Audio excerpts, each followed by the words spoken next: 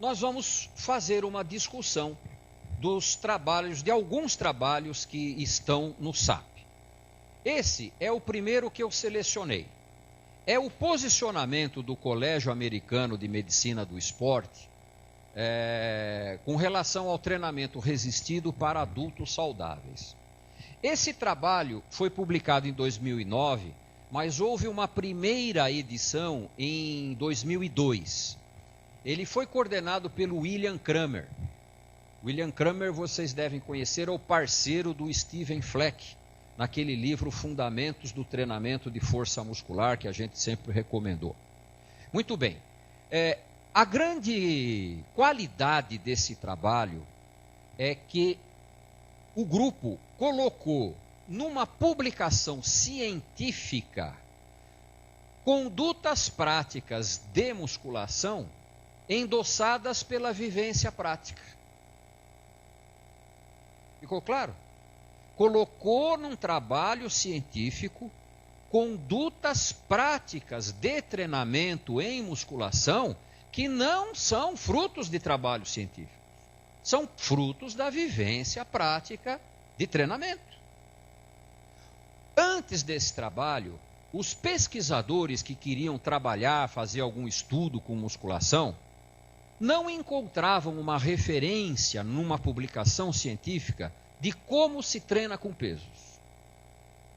As fontes de consulta eram livros, revistas, livros técnicos, revistas técnicas, opiniões de pessoas. E claro que existem excelentes livros, excelentes artigos em revistas, pessoas competentes. Mas quando você pega um livro, um livro técnico, você não sabe se aquele livro é bom livro. Muitos livros técnicos estão repletos de especulações.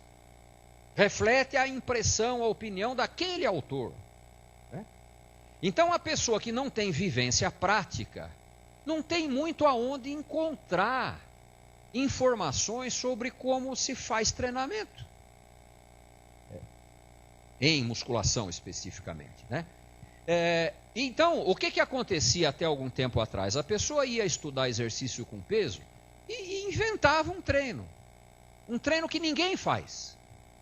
Por exemplo, treinar por tempo. Em vez de fazer 3 séries de 10, fazia 3 séries de 1 minuto. Coisas desse tipo, assim, que ninguém faz. Então, aqueles trabalhos não tinham transposição para a realidade. Você lia aquele trabalho e fala, mas será que se eu treinar de outro jeito, como se treina mesmo, vai ter o mesmo resultado? Esse era o grande problema dos trabalhos, de alguns trabalhos, anteriores à publicação do William Kramer. Depois disso, ninguém mais tem essa desculpa, mas não sei como é que treina. Sabe sim. Veja, eu não estou falando para quem é da área do treinamento. Quem é da área do treinamento sabe como é que treina. Eu estou me referindo a pesquisadores que querem estudar exercício resistido e não são da área do treinamento. Eles não tinham referências. Agora eles têm. Então nós vamos ver alguns aspectos que são abordados nesse trabalho, lembrando que a grande qualidade do trabalho foi essa. Agora, esse trabalho tem uma característica. Ele usou como evidência não apenas os trabalhos científicos, mas também as impressões das pessoas que têm experiência prática. Não sei se vocês lembram, a maioria aqui fez o nosso curso, os nossos cursos. Evidência é tudo aquilo que a prática sugere ser verdade. Isso é evidência. A evidência mais confiável são os trabalhos científicos. Mas as impressões de quem tem vivência prática também são consideradas evidências. As impressões de quem tem vivência prática são consideradas evidências. Não tão fortes quanto os resultados dos trabalhos científicos, mas são evidências, porque decorrem da prática, da observação da prática. O que não é evidência? Hipótese teórica, raciocínio teórico. Por causa disso, a melhor coisa é fazer assim. Ou por causa disso, a melhor coisa é fazer assado. A maioria das propostas mais recentes de exercício, seja terapêutico ou para condicionamento físico, não tem base em evidência. Tem fundamentação teórica. E o que é a fundamentação teórica? É um raciocínio teórico segundo o qual vai acontecer isso. Até pode ser verdade. Até pode ser que aconteça. Mas a gente não sabe. Ninguém estudou. Ninguém tem vivência prática. É uma coisa nova. Então, nada contra as novidades, mas afirmar que é melhor ou pior que as outras, sem estudos, não dá. Dá para propor, vamos fazer? Vamos fazer. Agora, vamos ver o que acontece. Só o tempo vai dizer. Vamos ver o que acontece. Dá para afirmar superioridades. Bom, então, nesse livro não tem, aliás, nesse trabalho não tem especulações. Não tem raciocínio teórico. Tem evidência. Ou trabalho científico ou impressões de quem tem vivência prática. É isso que está aí. Então, vamos ver as coisas?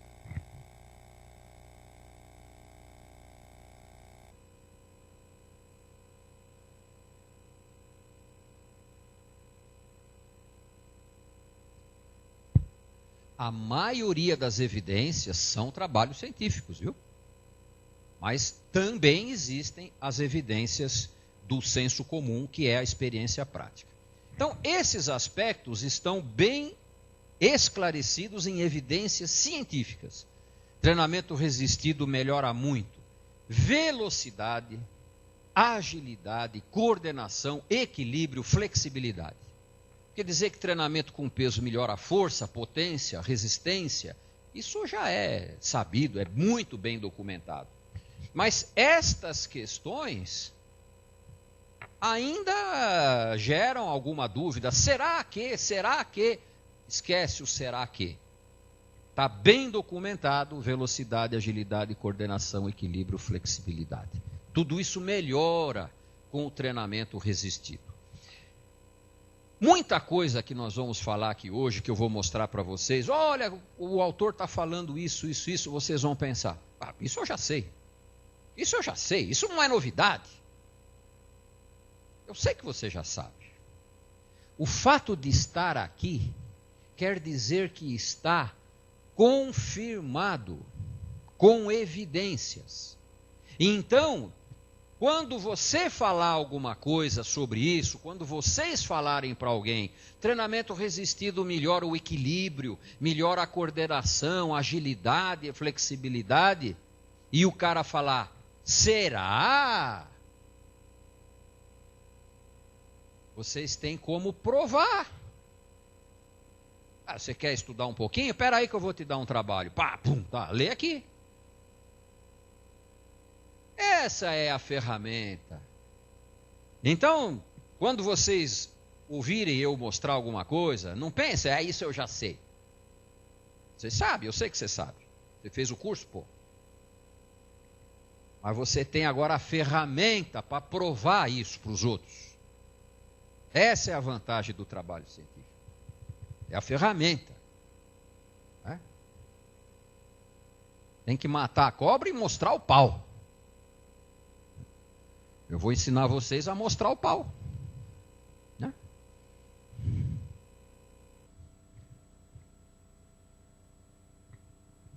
Olha, coisas que estão documentadas em evidências. Treinamento resistido melhora a função cardiovascular. Melhora fatores de risco para a doença cardiovascular. Fatores de risco para diabetes do tipo 2. Prevenção de osteoporose. Diminui risco de câncer do cólon, do intestino. Perda e manutenção do peso corporal. Estabilidade dinâmica. Capacidade funcional geral. Bem-estar psicológico. Você não acredita? Leia aqui. Evidência, trabalho científico, publicado em revista, de grande credibilidade. É isso que o SAP dá para vocês. Apoio.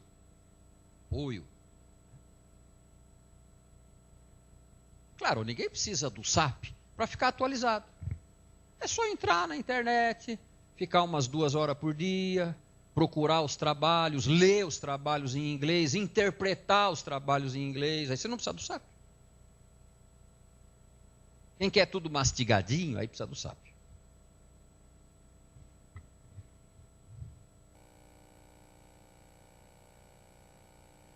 Outra coisa esclarecida nesse trabalho. Treinamento resistido normalmente tem contrações concêntricas e excêntricas. Tudo bem, todo mundo sabe, né? A contração isométrica é restrita a algumas fases, né? A última repetição, ou manutenção da postura, né? Então aí é a contração isométrica. Então é pouco participante do treinamento resistido, né? Não se justifica chamar musculação de exercício isométrico. As excêntricas fazem parte do treinamento. Agora, é muito importante a contração excêntrica. Embora ative menor número de fibras, vocês lembram bem por que a contração excêntrica ativa menor número de fibras?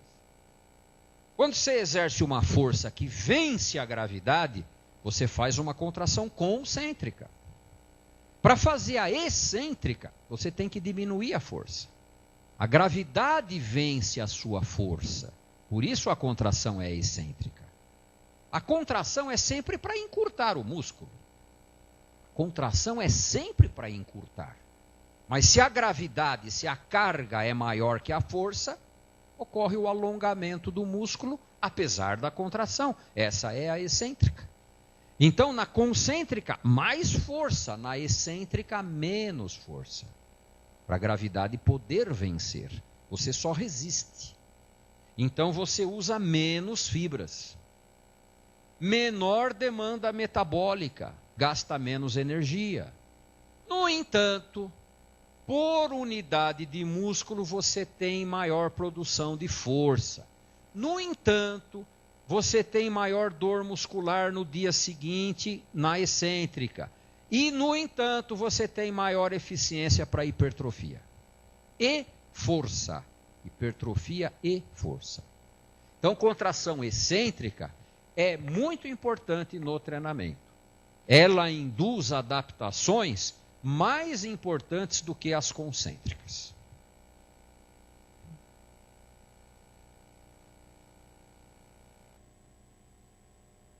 Com relação a pesos livres e máquinas, não há polêmicas. Não se conseguiu nunca documentar que um seja melhor que o outro. Peso livre tem a maior preferência de atletas. Preferência. Deve ter uma razão. Eu tenho uma hipótese. É que a sensação de trabalho muscular costuma ser maior com pesos livres. Mas essa sensação, até hoje, não pôde ser equiparada à maior eficiência. Então, atletas preferem pesos livres. Não dá para dizer que seja mais eficiente. Isso nunca foi documentado e até evidências práticas sugerem que não seja melhor, que seja igual. Mas a preferência, acho eu, é pela sensação mais agradável do treinamento. Que, aliás, foi o que me orientou na escolha do sistema de alavancas para a nossa linha de equipamentos, né?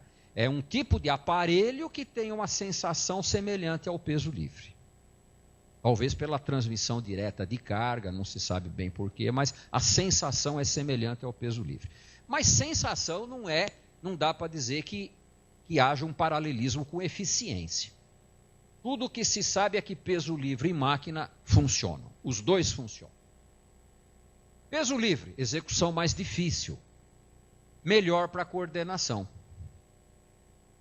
Por outro lado, máquinas, execução mais simples, mais seguro para principiantes. É o que dá para fazer. Consensualmente, qualquer população pode usar máquinas ou pesos livres. Idoso pode usar peso livre? Pode. Sedentário, nunca treinou, pode usar peso livre? Pode. Só que é mais difícil, exige mais cuidado, tem que orientar melhor, tem que ficar supervisionando melhor. É só isso. Máquinas e peso livres, mesma eficiência. Objetivos básicos do treinamento com pesos devem ser força e hipertrofia. Força e hipertrofia, objetivo básico. O que é que sempre vem junto? Potência e resistência. Potência e resistência. E nós já vimos lá naquele primeiro slide que vem junto também o quê? Coordenação, agilidade, flexibilidade. Mas você treinando para hipertrofia, para força, você ganha tudo. Vem tudo junto. Esse negócio de treinamento de força, treinamento de resistência, são detalhes do treinamento esportivo. Você vai trabalhar um atleta. Você quer que ele seja o suprassumo naquilo. Então, você tem um treinamento mais específico para aquilo. Fora essa situação, treina para hipertrofia. Pronto. Tudo vem junto. Tudo vem junto.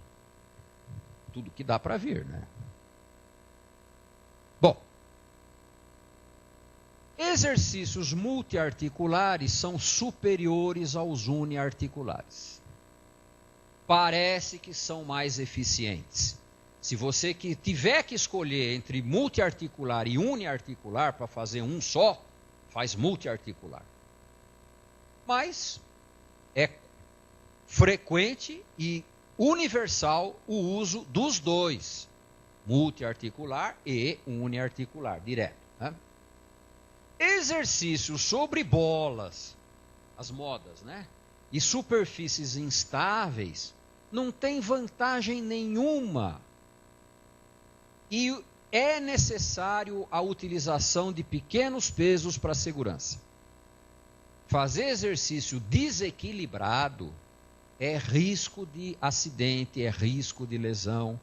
E para você não ter alguma segurança, você tem que treinar com peso baixo.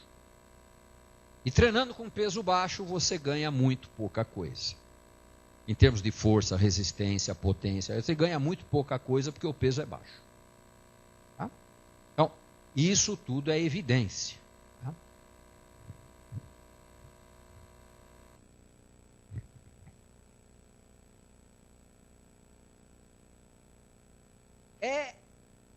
Vamos dizer assim, evidência prática de treinamento, que o treinamento pode ser direcionado mais para força, mais para resistência ou para hipertrofia. Hipertrofia tem essas características, de 6 a 12 repetições, intervalos entre 1 e 2 minutos.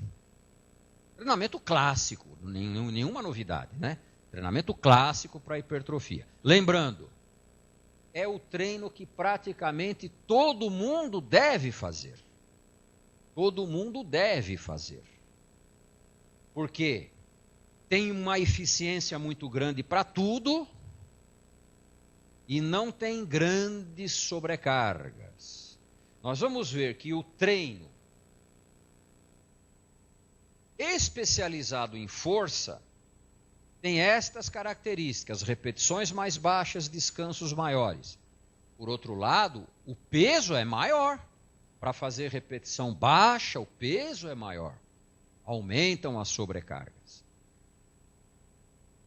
O treinamento para resistência, repetições mais altas, intervalos mais curtos, aumenta a sobrecarga cardiovascular. Aumenta o duplo produto, frequência cardíaca, pressão arterial. Né?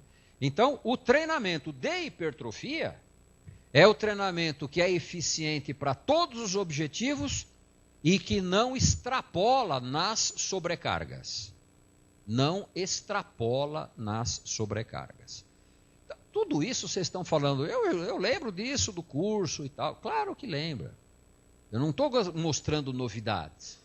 Eu estou apenas mostrando que não sou eu que estou falando isso. É o Kramer, é o Colégio Americano de Medicina do Esporte, está publicado numa revista científica. É a ferramenta para vocês mostrarem para as pessoas. Ninguém inventou isso, está documentado.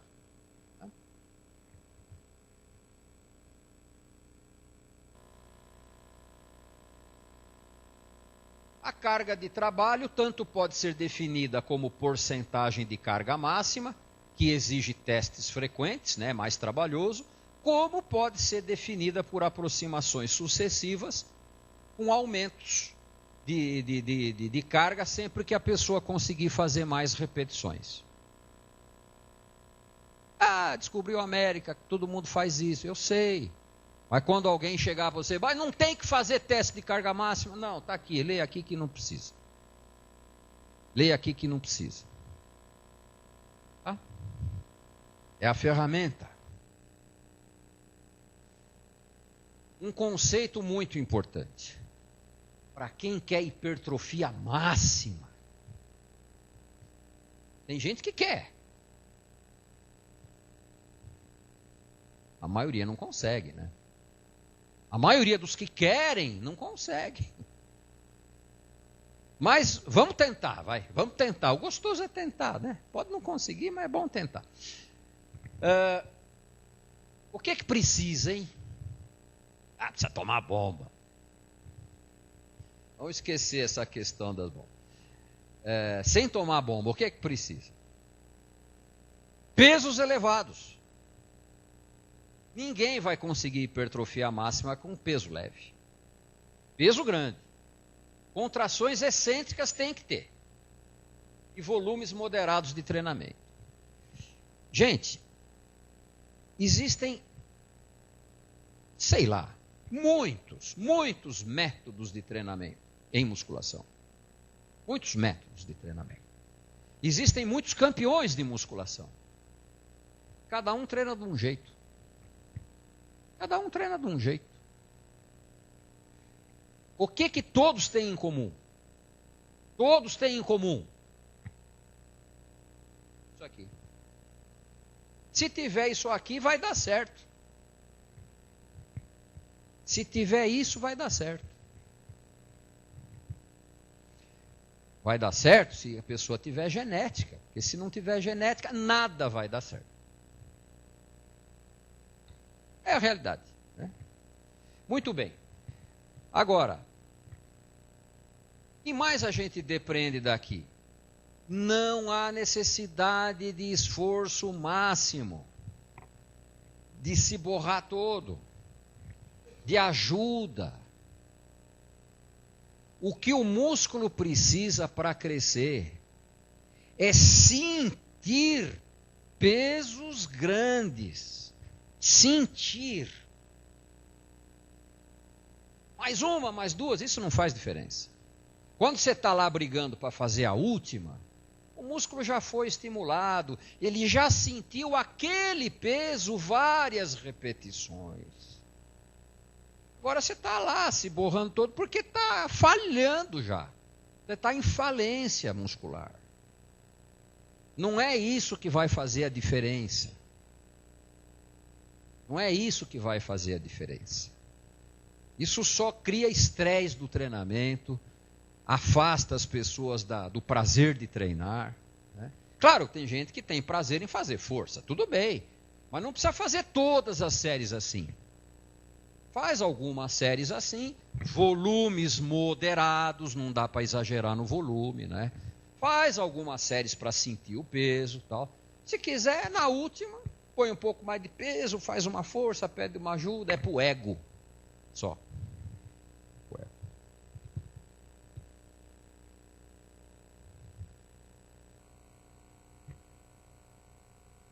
Os melhores resultados para força e hipertrofia parecem ocorrer quando? Cerca de 8 séries por grupo muscular. 8 séries. Isso dá um treino aí de uns 20 minutos, mais ou menos. Por grupo muscular. Há 30 anos atrás, se treinava 3 vezes mais do que isso. A grande evolução, não científica, hein? Técnica, tentativa e erro, experiência prática, foi diminuir o volume de treino. Com menor volume, você tem melhores progressos.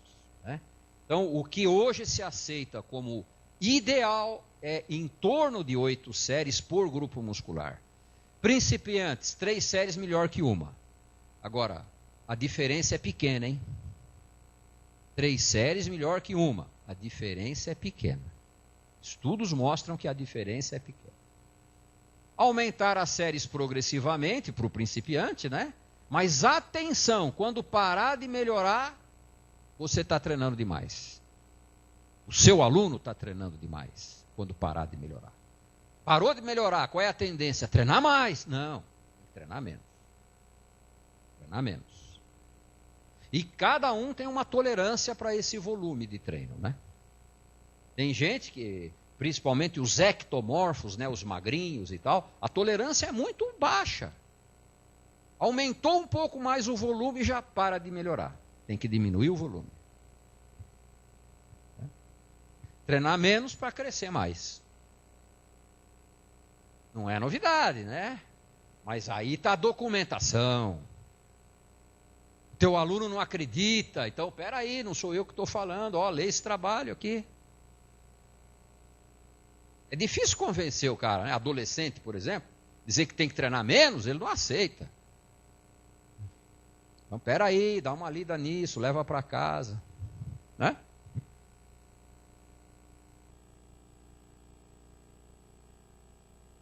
A nossa conduta, que utilizamos no nosso trabalho, né, é perfeitamente coerente com esses princípios, né? A gente usa numa fase de adaptação o treino completo, um exercício por músculo, 3 séries, sendo uma leve, uma média, uma pesada, e 2 a 3 vezes por semana, é a fase de adaptação. Na evolução, ainda em treino completo, aumentamos um exercício por músculo, não para todos os músculos, para algum que você queira enfatizar, 2 séries pesadas e mantém 2, 3 vezes por semana, porque é treino completo. Só que na evolução a gente também pode optar pelo treinamento dividido, e no caso a gente pode fazer até mais exercícios, porque tem mais tempo, pode fazer mais séries pesadas, mas não é 10 séries pesadas, é 3. Porque senão você não tem aquele total de 8, né? 2, 3 exercícios, 2, 3 séries, já deu 9, por exemplo. 8, 9, 7. É isso. E a frequência por grupo muscular costuma diminuir, porque você está treinando dividido. 1 a 2 vezes por semana cada grupo muscular. Essa é a conduta nos nossos serviços, mas perfeitamente coerente com o consenso internacional de treinamento.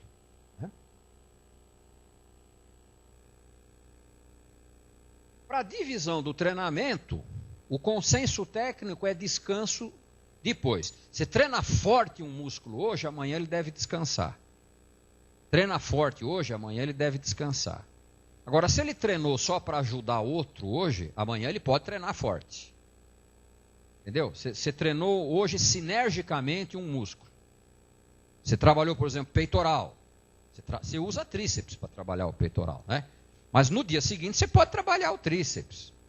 Porque no dia anterior ele foi sinérgico, ele não foi agonista. Né? Então esse é o princípio técnico. Lembrando, tem campeão mundial que não faz isso. Provavelmente não é um princípio importante, né? Mas é bom a gente ter um princípio, por princípio. Muito bem. Os melhores resultados costumam ocorrer quando? O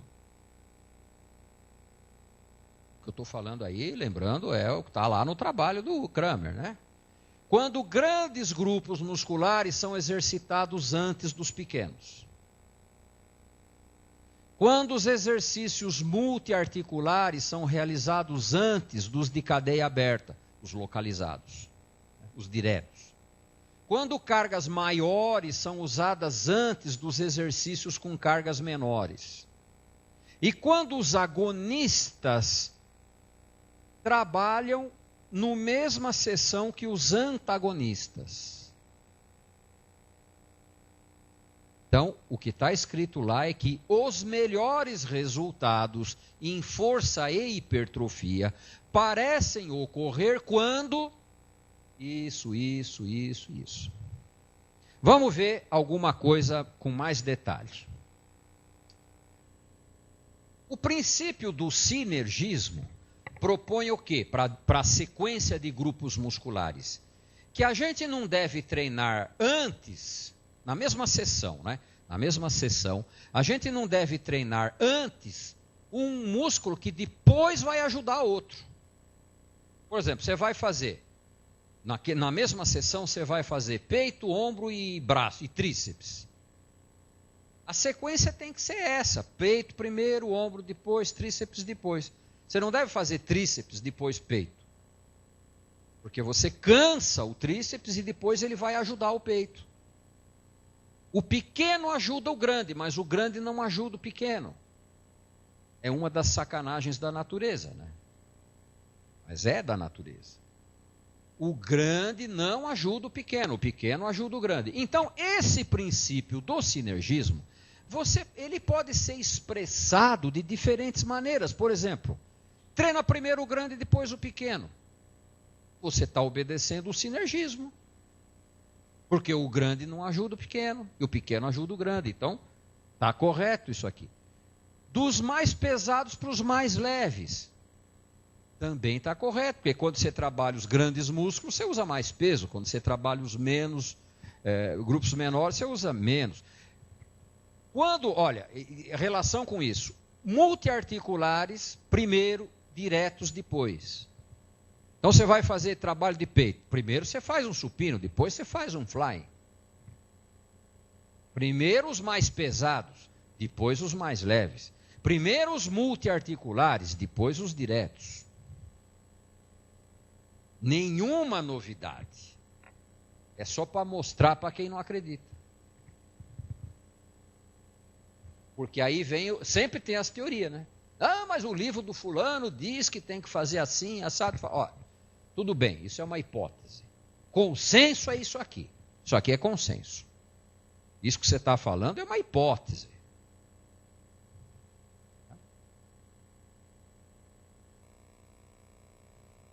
Com base em tudo isso, a melhor não dá para dizer. A maneira de dividir o corpo mais coerente com tudo que foi colocado ali é a mais usada em todas as épocas. Não estou dizendo que é a melhor. Eu estou dizendo que essa maneira de divisão do treino é a mais clássica, é a mais usada, sempre foi, há décadas.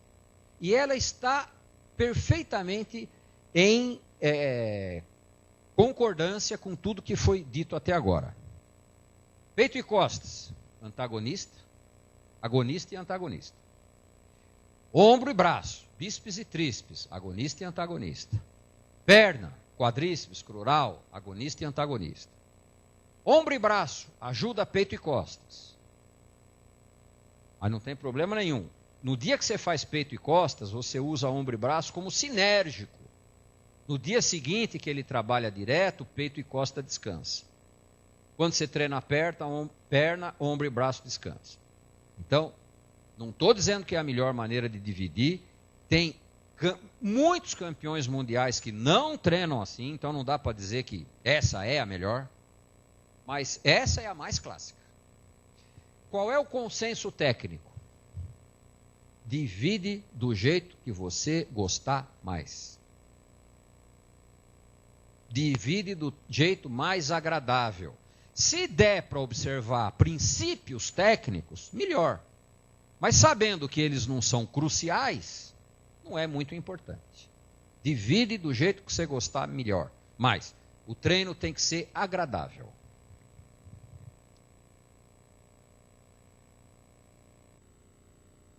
Com relação à velocidade de movimento, excêntrica e concêntrica podem ter a mesma duração, não muito rápida, 1 a 2 segundos, ou então a excêntrica pode ser um pouco mais lenta, 2 a 3 segundos. Mas sem abaixar o peso. O que não funciona é o super slow. Bem devagarzinho. É tão leve, para fazer isso tem que abaixar tanto peso que não funciona. Evidência científica. E para potência, existe a proposta de movimentos explosivos para potência. Mas força aumenta muito a potência. Se os movimentos explosivos aumentam mais, é em situação muito específica. Por exemplo, treinamento de atleta. Atleta de potência. O ganho de potência que a força dá é muito grande. Para a qualidade de vida, para a aptidão, para evitar quedas, é suficiente. Né? Então, tudo isso, evidência. O treinamento resistido inibe a miostatina. Nós estamos falando aqui um pupurri de coisas, né? Mas isso aqui é o resumo de um trabalho científico. Então, é claro, eu peguei os pontos principais. Né? Vocês lembram da miostatina? O que a miostatina faz? Né? Quando o mamífero nasce, começa a produção de miostatina pelos músculos. E o que a miostatina faz? Bloqueia a hiperplasia. Na vida fetal, os mamíferos fazem hiperplasia, multiplicam as fibras. Quando nasce, aparece a miostatina, não deixa mais. O treinamento. Agora, vocês lembram que tem algumas dúvidas se a hiperplasia ocorre ou não após o nascimento? Tem algumas dúvidas. Uma delas é que o campeão de musculação tem mais fibras. Será que naquele sujeito não ocorreu hiperplasia? É uma possibilidade, não se sabe. É uma hipótese. Mas que ele tem mais fibra, tem. O que a gente sabe hoje? Que o treinamento resistido inibe a miostatina. Reforça a hipótese, não comprovada, mas reforça a hipótese de que algumas pessoas podem fazer hiperplasia. Isso ainda não está esclarecido. Mas inibir a miostatina é um efeito do treinamento. Pode ser que algumas pessoas façam hiperplasia. Lembra dos ratinhos sem miostatina? Nasceram sem miostatina, zero. Olha o peitoral de um, peitoral do outro. Braço de um, braço do outro. Perna de um, perna do outro. 3 vezes mais músculo só porque não tem miostatina. Só para lembrar, né? Curiosidade. Outra coisa. A síntese proteica pós-exercício resistido persiste até 48 horas depois do treinamento.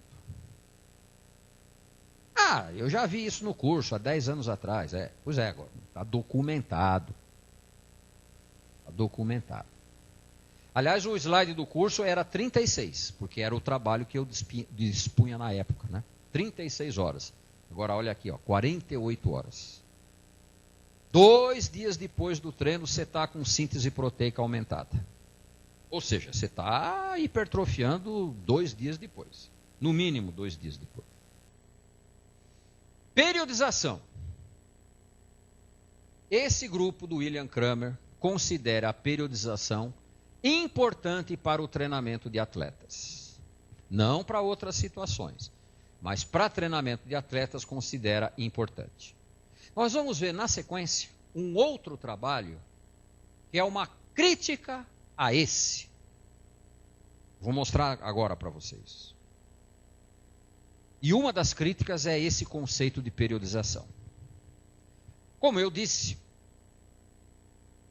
esse trabalho do Colégio Americano considerou como evidência resultados de trabalhos científicos e a impressão prática de treinadores, técnicos, experientes.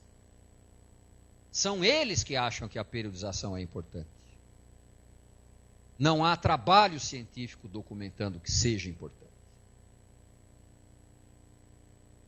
Mas como esse trabalho considerou, na falta dos trabalhos, a experiência técnica, eles acham então que é importante. Mas a crítica do outro trabalho não dá para afirmar. Não está comprovado cientificamente que seja importante.